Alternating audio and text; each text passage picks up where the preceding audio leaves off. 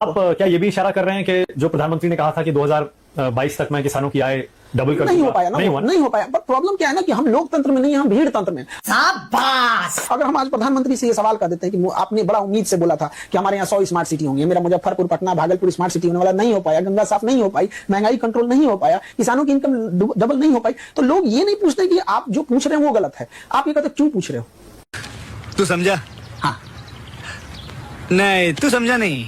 अब हमको ये नहीं समझ में आता है, तो शायद हमें लगता है कि हमसे गलती हो गई। हमें ये सवाल सी जिनपिंग से पूछना चाहिए या डोनाल्ड ट्रंप से पूछना चाहिए, क्योंकि हमारे यहाँ तो लोग नाराज हो जाते हैं। ये तो मानेंगे कि प्रधानमंत्री की जो योजना चल रही है, किसान सम्मान निधि योजना, उससे फर्क पड़ा है? 6,000 रुपए जो मिलते हैं साल के, या नहीं? अब मेरा पैर तोड़ के आप हमें बैसाखी दे दीजिए और कहिए कि आप बहुत अच्छे हैं। आप सोचिए, किसान सम्मान निधि महीने का कितना मिलता है? 500 रुपए महीने का। 500 रुपए मजदूर की दिहाड़ी होती है एक दिन की 500 रुपए, महीने का 500 रुपए मिल रहा है। आप कल्पना करके देखिए।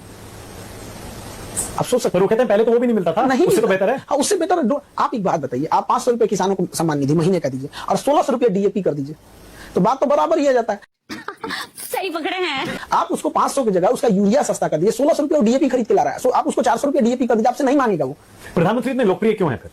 अगर किसानों के लिए कुछ नहीं करते, किसान भी बहुत वोट देता है। नहीं, हमारी बात किसान है, प्रधानमंत्री से नहीं है। हमारी प्रधानमंत्री है तो ऑब्वियस बात है, किसी देश का प्रधानमंत्री लोकप्रिय होता है, तो डोनाल्ड ट्रंप भी लोकप्रिय है। ये गड़बड़ है बाबा। ये तो भारत नहीं, डोनाल्ड ट्रंप तो फिर भी हार गए थे एक बार, ये तो लगातार तीसरी बार सुन के आए। तो लोकप्रियता अलग चीज होती है। हमारा मैंने वो तो काम करेंगे, सोशल मीडिया है, उनकी अपनी टीम है, इतने बड़े वक्ता हैं, और काम जो मेन धरातल वाला काम, जैसे 370 जैसा बोल्ड डिसीजन ले लेना, हटा देना, तो ऑब्वियस बात है कि इनका बहादुर डिसीजन लिए थे। जो हम तो यही नहीं समझ में आता, जो प्रधानमंत्री 370 जैसा इतना बोल्ड डिसीजन ले सकता है, वो ऑपरेशन सिंदूर में क्यों हट गया? हमको बेसिकली इधर जब से ऑपरेशन सिंदूर वो वापस लिया ना, एकदम दिल टूट गया।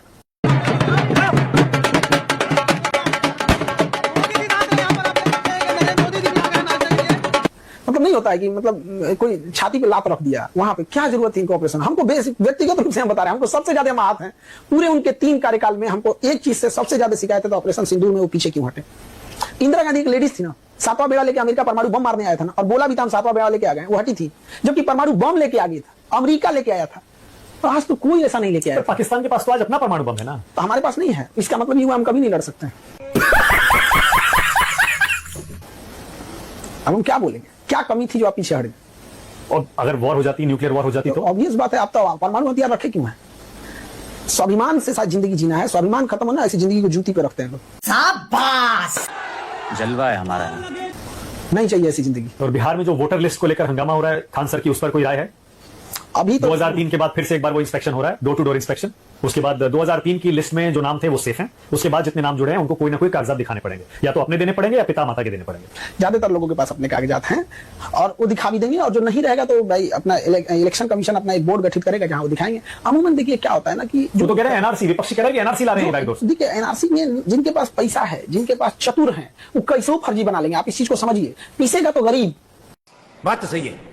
जो बांग्लादेशी एंट्री किए हैं, हम आपसे बार बार कर रहे हैं, जो बांग्लादेशी एंट्री किए हैं वो इतने सातिर और इतने चतुर है ना कि वो अपना डॉक्यूमेंट बना के रखे होंगे। पीसेगा गरीब इंसान जो झुग्गी झोपड़ी रहने वाला है, रेलवे स्टेशन के बाहर कोई रह रहा है, कोई कहीं रह रहा है, वो बेचारा आप पटना जाइए, गांधी मैदान डिवाइडर के बाहर लोग सोए होंगे लोग, तो गरीब पीस जाता है, दिक्कत ही आता है। और दूसरा जो चोर होते हैं, जैसे जो बांग्लादेशी है, जो रोहिंग्या है, बहुत सातिर है, उन्हें पता है कि हम दूसरे देश में एंट्री किए, इसलिए हमको पेपर वर्क से मजबूत रहना है। क्या बात है सर, क्या बात है सर, क्या बात, ये बात है। और जो यहाँ के लोग हैं, अरे चलो ना, चलते रहता, हमारा ही देश है। यानी आपको लग रहा है कि इसकी कोई जरूरत नहीं थी? ऐसे जो जरूरत है, जो फर्जी है, बांग्लादेशी है, रोहिंग्या, इनको वापस भेजना चाहिए, लेकिन पकड़ के तो भेजिए। पकड़ेंगे कहां से? आपकी सिस्टम खराब थी, उसने आधार कार्ड, पैन कार्ड सब बना के रख लिया। बहुत आसानी से बन जाता है। इंडिया में कुछ भी आसानी से बन जाता है। कुछ ना कुछ तो गड़बड़ जरूर है। हमारे यहाँ एक बच्चा पढ़ता था, उसको फीमेल कर दिया, उसको ना डॉक्यूमेंट में उसका फीमेल लिख दिया, और बेशर्मी देखिए एग्जाम देने गया तो कह रहा है ये तो फीमेल है, तो कह रहा है ये सब मेरा है, गलती से फीमेल लिया था, एंट्री नहीं दिया उसको। एक टाइपिंग मिस्टेक से एक मेल फीमेल बन गया। वो सब कुछ दिखा रहा है, पैन, आधार, सब कुछ दिखा रहा है, बट जेंडर में क्या लिखा था? फीमेल, और उसको एग्जाम देने नहीं दिया। तो कहते हैं हमारी फॉरेन पॉलिसी एकदम फेल हो गई है, एक देश हमारे साथ ऑपरेशन सिंदूर में खड़ा नहीं हुआ, जो आसपास के हमारे पड़ोसी हैं वो भी हमारे साथ नहीं है। इसमें एक बड़ा योगदान, एक बड़ा हिस्सा सोशल मीडिया और मीडिया में चल रहे मुद्दों को भी हम कह सकते हैं कि अगल बगल में देश की छवि ऐसा बना दिया है कि देश कहां जा रहा है। यही नहीं, अभी और सुनिए। आप मुद्दों को देखिए, किन मुद्दों पे बातें हो रही हैं, एक लेवल देखिए कहां पे बात हो रही है। ऐसे केवल मुद्दा राष्ट्र से ऊपर राजनीति का हो रहा है, तो इस वजह से हमारी छवि एक अलग टाइप की छवि बनते जा रही है, जिस वजह से मालदीव जैसा देश, श्रीलंका जैसा देश, बांग्लादेश जिसको हमने पैदा किया, बांग्लादेश वो हम लोग के ऊपर आंख दिखा रहा है। तो हमारी जो छवि है ना विश्व गुरु की, या हमारी जो छवि थी वसुधैव कुटुंबकम की, हमारी छवि राइट विंग की ओर ज्यादा मिलती जा रही है। जो एक रीजन वाले देश में, खास करके जहां देश है, वहां पे क्या हो रहा है कि हमारा निगेटिव इंपैक्ट आ रहा है। हमारे इंडिया में से बहुत सारे लोग सिंगापुर नहीं गए होंगे, लेकिन उन्हें लगता होगा कि सिंगापुर बहुत अच्छा है। कैसे? क्योंकि उन्होंने मीडिया और इन सब चीजों से देखा है। तू समझा? हाँ, नहीं तू समझा नहीं। तो हम मीडिया से काफी प्रभावित होते हैं। अमेरिका कोई नहीं गया है ज्यादातर लोग, लेकिन देखते हैं कि अमेरिका बहुत अच्छा है। उसी तरह से हमारे देश के बारे में पता करने से पहले लोग भी मीडिया देखते होंगे। तो इंडिया से कैसे लेवल के डिस्कस होता होगा, क्या दिखता होगा, उन्हें ये दिखता होगा यार ये सब तो केवल पॉलिटिक्स करता है, सब तुम्हारी पार्टी अच्छी की मेरे, ये प्रधानमंत्री सही की ये प्रधानमंत्री। अभी तक आप ये जाति कर रहे हैं मीडिया के साथ। सिर्फ मीडिया कैसे दोषी हो सकता है फॉरेन पॉलिसी के लिए? वो तो सरकार उसके लिए जिम्मेदार, विपक्षी दल जिम्मेदार, जो लोग इस पर बहस करते हैं और करवाते हैं। इंटरनेशनल लेवल पर डिस्कस करने के लिए किस लेवल के लोगों को बुला के लाते हैं लोग? जो मीडिया में बहस करने आते हैं, चाट मुर्गा जो लड़ाया जाता है किस लेवल के रहते हैं लोग? जिनको बिम्स्टेक में कितने देश हैं ये पता नहीं है, आसियान और सार्क में अंतर नहीं पता चल पाता है, संघाई कॉर्पोरेशन और नाटो में अंतर नहीं समझ पाता है। और मीडिया में आके और 4 आदमी बोलते हैं कि हमारी पार्टी में ये था, हमारी पार्टी में ये था। कोई कहेगा कि इंदिरा गांधी इतनी बहादुर थी, तो कोई कहेगा मोदी जी इतनी बहादुर थी। यही देखने के लिए आदमी बैठा है। देश कहां जा रहा है? कहीं ना कहीं जिम्मेदार तो है इस चीजों में। आपको लगता है ट्रंप ने ही सीजफायर कराया था? सबसे पहले ट्वीट उन्होंने किया था और ये बड़ा मुद्दा बन चुका है, क्योंकि आपने सीजफायर का जिक्र किया इसीलिए पूछा। ये तो मुद्दा बहुत था। ट्रंप ऐसे भी बड़बोला आदमी है, कुछ भी बोल देता है। तो ट्रंप पे भरोसा करना बहुत बेवकूफी है। मोदी जी को करना क्या चाहिए कि ईरान और इजराइल वाले मैटर में और अमेरिका वाले मैटर में इन्हें ट्वीट करना चाहिए कि मैंने अमेरिका और ईरान का सीज फायर करा दिया यहां पर। बदला बराबर। लेट ट्रंप तुम उधर करेगा तो हम इधर करते हैं। वो अमेरिका है, वो इसलिए कोई अमेरिका उनको कोई कौन नाराज करता है दुनिया में? कोई नाराज नहीं करता। इंदिरा गांधी नाराज की थी 1971 में, हमारे चौखट पे आके परमाणु बम लाया था, उसके नाक के नीचे हम लोग बांग्लादेश को बना दिया था। ऐसा नहीं है।